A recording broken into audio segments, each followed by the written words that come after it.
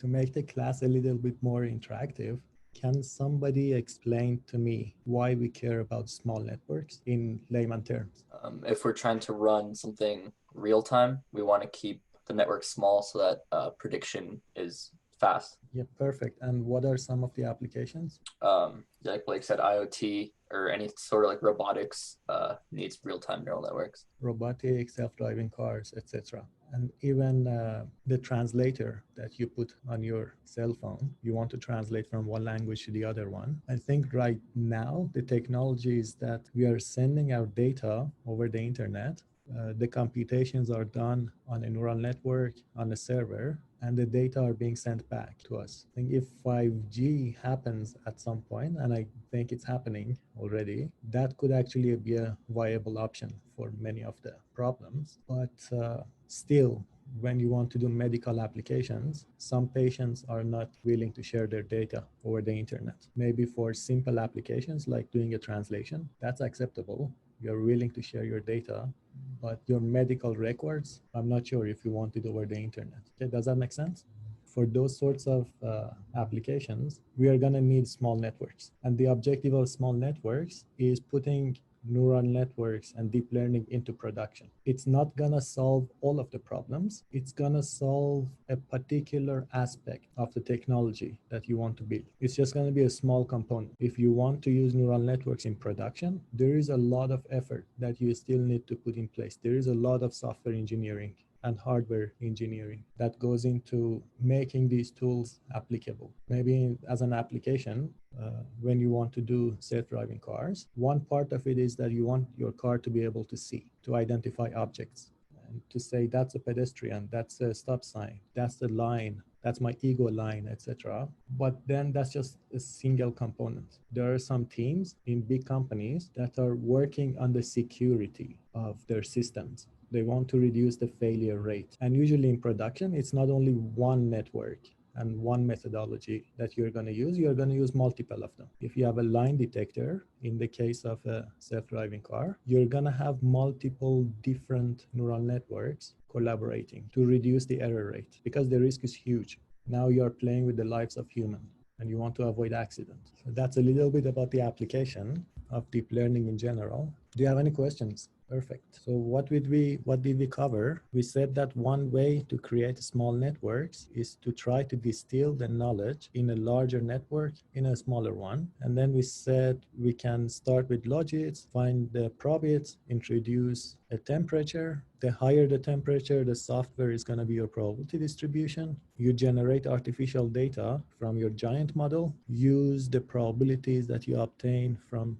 your cumbersome model to train the distilled model using the same temperature. Once you're done, in production, you set the temperature to be 1 and use that for your predictions. And we said knowledge distillation is a general case for matching logits. You can actually go ahead and try to match the logits of the distilled model and the cumbersome model using regression. And that's going to be just a special case. Why is that a special case? Because you are making some assumptions. You are making an assumption here that if the temperature is high, then you can do Taylor expansion. And the first two terms is going to be a good approximation for exponential. That's the first assumption that we made. The second assumption is that we try to make our logits have mean 0 by normalizing the data. Under these two assumptions, matching logits is a special case of knowledge distillation. And we see that the formula up there is coming from mean squared error.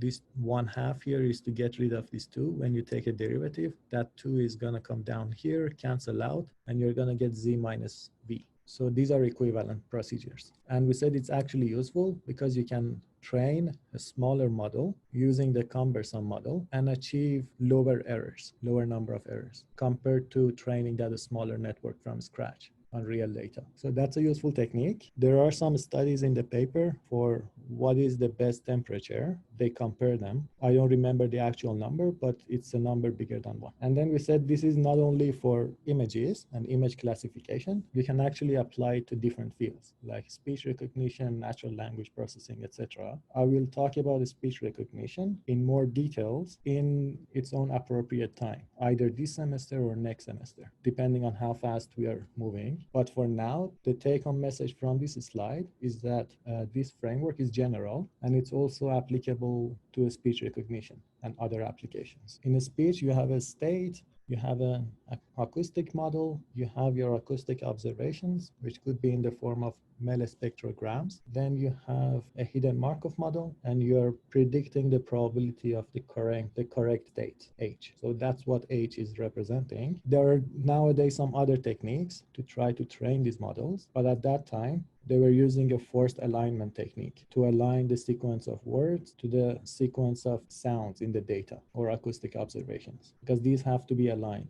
A big problem in speech recognition is that these are not aligned. Unlike natural language processing and specifically translation, that one sequence is going to come after the other one. We don't know where to cut speech and how to collect our acoustic observations and how to align them with the sequence of words. And there are some techniques to take care of that. And once you do that, there is the word error rate that you're going to report. And when you do a distilled single model, it's actually doing as good as 10 ensemble models in terms of word error rates. There is another technique that I want you guys to learn about. It's not about distilling the knowledge in a smaller network, but it's another technique for creating ensemble models. It's not relevant to knowledge distillation, but it's a technique that people actually use when they have massive data. How many of you took a look at ImageNet? Have you downloaded it? Anyone? So Soroush downloaded it. And what was the size of the data? So it's huge. It's gonna take a lot of space on your computer, but that's nothing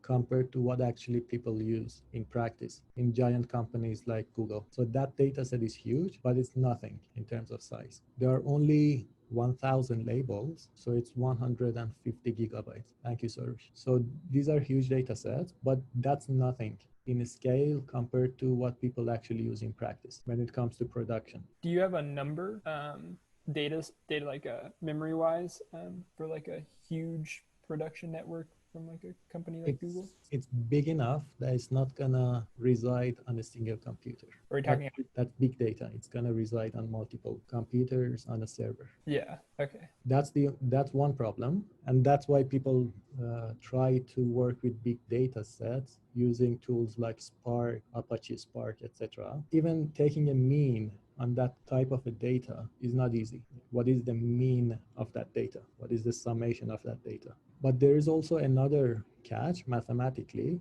is that you have, in ImageNet, you have 1,000 labels. You might have 15,000 labels or even more. When we go to face recognition, it's a classification problem. Over there, you're associating faces to names. And we know that there are many names in the wild. So you're going to end up with a lot of labels or a lot of categories. The question is, how are we going to train a deep learning model on that type of a data? There is one nice technique in this paper, and they introduce a specialist and a generalist. The generalist model is going to use PG for the probabilities associated with categories. So for instance, this guy could be 15,000 dimensional. And there are some specialists. What's going to happen is that the generalist is going to confuse a bunch of the labels. For instance, different breeds of dogs. The generalist might be able to say that the image in this picture is a dog, but it might not know what breed that is. Or it might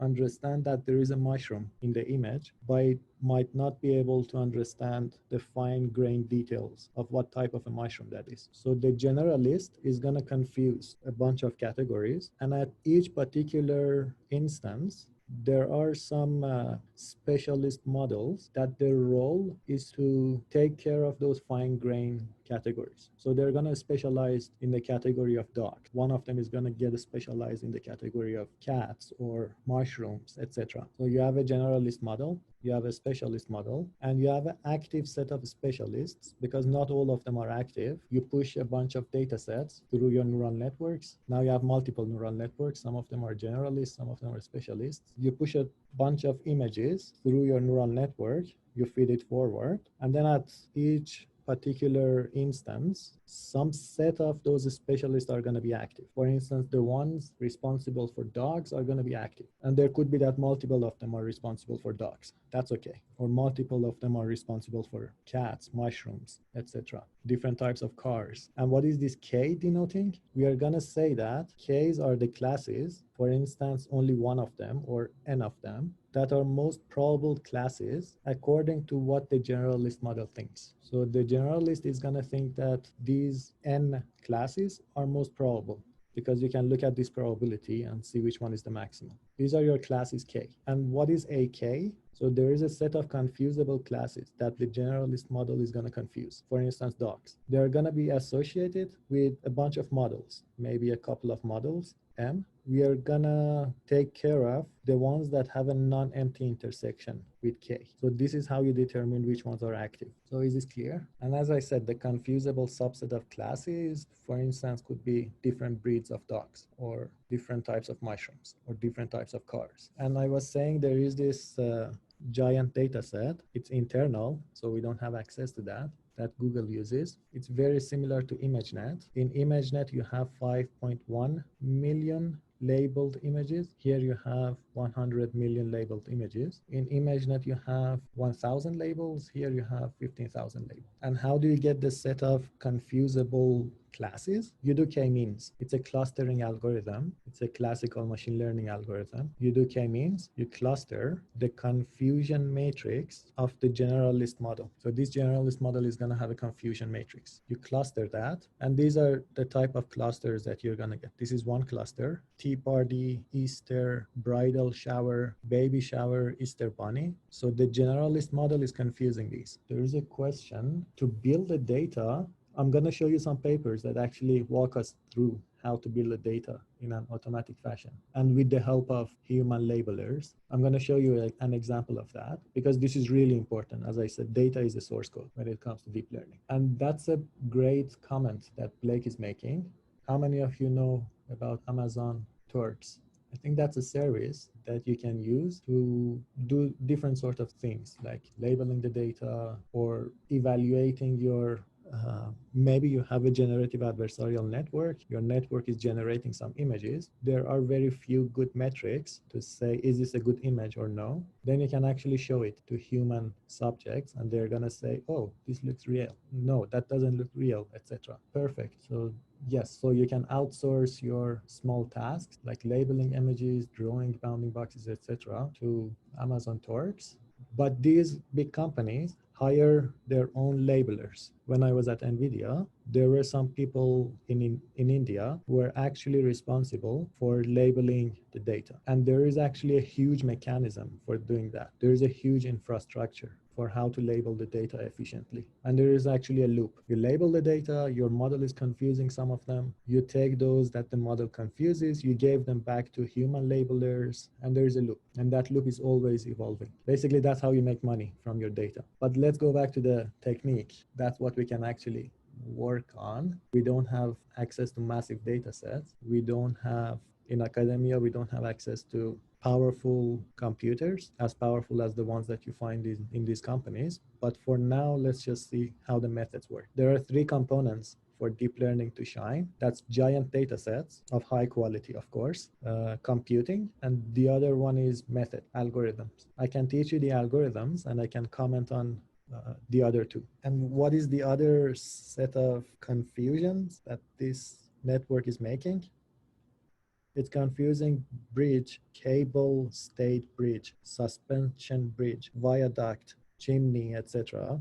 It's confusing those. It's also confusing Toyota Corolla, Opel Signum, Astra, Mazda, etc. So the giant model is confusing those. I mean, the generalist model. Actually, it's not giant. And one thing I forgot to mention is that these specialist models are initialized with the same set of parameters that the generalist model was trained on. And what do you get in the end? After all of these techniques, your baseline with 61 specialists is gonna give you this improvement. Conditional test accuracy is when you're conditioning on the labels, and test accuracy is test accuracy in general for all of your data, for all of your labels. And that's the improvement that you get. And the cool thing is that these specialists can actually sit next to the data. It means that they're going to have quick access to the data that they need. So is this cool? I just want to make sure that I understand this. The generalist model is trained first, and then you do some kind of clustering on the prediction errors that it makes and group them. Like it makes a bunch of errors about bridge looking things, and it makes a bunch of errors about car looking things, and it makes a bunch of errors about bridal shower and baby shower type images. And then for each of those clusters, you initialize a different model with that narrow data set from like the set 1 or 2 or 3, train that specialist model, and then use them to boost the accuracy. Exactly. So, and why are you confused? You got it perfect. All right. I was just making sure. Thank you. No, you got it perfect. And you explained it even better than I did. So there is a generalist model. It's trained. It's going to be confused on a bunch of fine grains details like Tea Party, Easter, etc. It's going to confuse on them. And you have a bunch of specialist models. One specialist model responsible for Tea Party, Easter, bridal shower, etc. Another one for JFD2, another one for JFD3. And you have, I don't know, many of them. And at each point in time, a specialist is going to try to distinguish these from each other. And there is also something else that I forgot. There is a dustbin class. You have maybe 1,000 entries here. You're going to add another one. It's the rest. It's where you put the rest of the observations in. Do you know about one versus rest classification? It's going to be 10 versus rest. So there is a dustbin where you're actually putting these Toyota Corollas, etc. on that dustbin. The number of specialists is a hyperparameter. Yes, you're going to set the number of specialists, and that depends on the capacity, because even these models are going to have parameters and they need to be able to fit on your computer. So depending on the amount of resources that you have, you're going to come up with, I don't know, 10 specialist models or 100 specialist models. There is also another catch that I forgot, and that's because these models are specializing and they have the same power as your generalist model, they are prone to overfitting. How do we take care of that? Do you have any ideas? Dropout is one option. Any other options? Do you remember label smoothing for regularization? We introduced it in Inception architectures. And the idea was that sometimes you fake it and say that a random label is a true label. You try to cheat the model with a small weighting factor. So you can use label smoothing. There is another technique for label smoothing, and that's just what we saw here. You were asking me why this is 0.9 and why this is 0.1. That's another way of doing label smoothing. Rather than this being absolute 1 and 0, you can actually smooth your labels. That's another way of doing it. Any questions before I switch topic? I have a question. Sure. So can we chain the specialist models with, say, a super specialist in case we have some categorization problem that's still difficult? There's still another layer of categorization to perform. Maybe we want to add another layer. Is that possible? Absolutely, I think. And what would be the difference between the generalist and super specialist? The super specialist is even at a lower rank compared to a specialist. I think the super specialist be a specialist and the specialist would be like a generalist to the super specialist. I see. So I don't see any reason why we couldn't do that based on our formula here. Yeah, you can. Absolutely. We just have another layer, layer of summation within the summation of our specialists over AK. Yeah. No, you can do that. Actually, you might have different types of tea parties. What you're saying. No, definitely. Seems you could run into issues with just the model getting gigantic then, because you'd basically be training an entire neural network to look for Toyota Corollas versus everything else. And you'd have an entirely different huge model to look for suspension bridges versus everything else, if that makes sense. Yeah, That's I think a valid argument, yeah. complexity be a problem, but I'm thinking like Mathematically, is it possible? Yes. But I included this topic because I wanted you to know that how people are actually using deep learning and what type of data that they have, etc. in practice. And you might say, why are these big companies investing in supercomputers, etc.? Usually supercomputers were for national labs, but these days you're going to find them in these giant companies. Why is that? Because they have massive data and massive compute for the endeavors that they are engaging in, like safe driving cars. They have a massive infrastructure just for collecting data. And sometimes data coming from data to train these neural networks are not real data. You can have simulators to simulate how a car sees the world. Yes, that data is of a lower fidelity, but it's still usable. You can learn on that and transfer your knowledge to real settings. So many people think that actually there is a hype around deep learning, but no, deep learning is there because it's working. It's solving real problems and it's causing new problems that are constantly being solved. So that's an exciting field to be in these days. It's not just a hype. Any other questions? And what I'm trying to do during this course is to tell you what the difficulties are actually. Yes, they can do cool stuff, but if you go into the details, there is mathematics, there is computer science issues, how to scale things up, etc. Okay, let's switch gears a little bit. So distilling knowledge is a way to transfer the knowledge from a giant neural network and distill it into a smaller network. Once you have a smaller network, you can use it in production. And actually, knowledge distillation is a way to defend against adversarial attacks. We are going to talk about adversarial attacks later on. And why are adversarial attacks important? Because now you want to use deep learning, put it on your car, and there are going to be attacks on that. There is going to be malware, etc. And if there is any mistake, or if there is any attack that you are not able to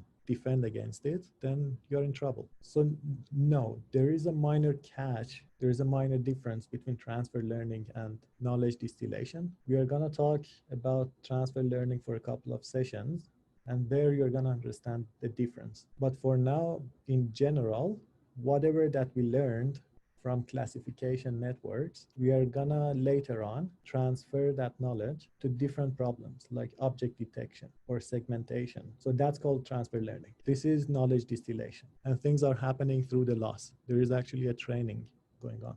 There is the difference is minor, but you're going to see why this is minor. With transfer learning, you usually fine-tune your network. Here, we are not fine-tuning a network. We are creating a network from scratch. It's smaller, but then we are training that smaller network using the knowledge in a giant network. So there is a catch. Does that answer your question? Perfect.